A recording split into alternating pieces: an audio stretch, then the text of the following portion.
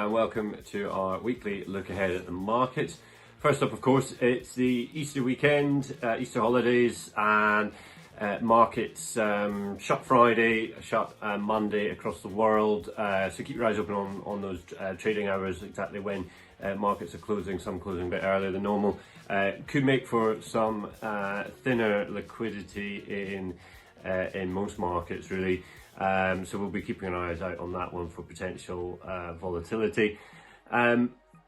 Key things to look out for in the coming days are the US inflation data. So back to inflation, it's that old story of the inflation figures. CPI numbers out on Wednesday for the US.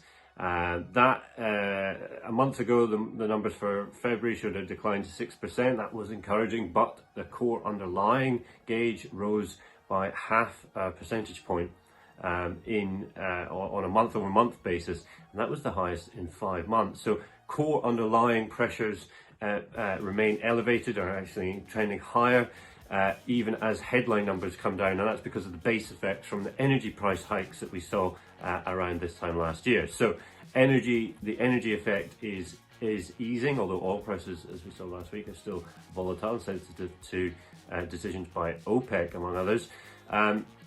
The energy component is less visible now in the inflation numbers, but that core underlying services inflation is what's driving things. Although we did see some better numbers out of the US ISM services PMI last week.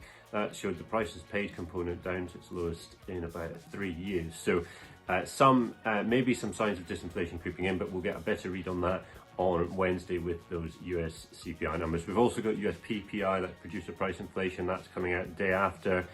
Ahead of that, we have on Tuesday the Chinese producer price inflation and CPI numbers as well. Those producer price figures are important. They are seen as a bit of a leading indicator for global inflationary pressures to see what that big manufacturing hub is up to. Elsewhere, we're looking at UK GDP numbers. It looks like we're skirting a recession, just about avoided it, and continuing to see some better than expected numbers, although still pretty weak growth and still in a sort of stagflation environment. If you think growth is trending at about plus 0.1% month over month, and inflation is trending at 10% annually, it's not a great setup. Otherwise, it's earnings season kicking off on Wall Street with the big banks, and banks are in focus because of SVB, Signature, Credit Suisse.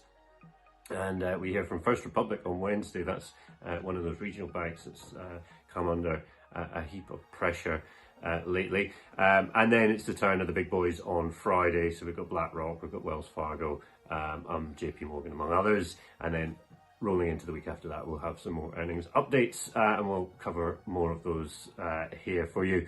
So those are the key things to look out for in the coming days. And apart from that, wish you a very happy Easter. Thanks for watching.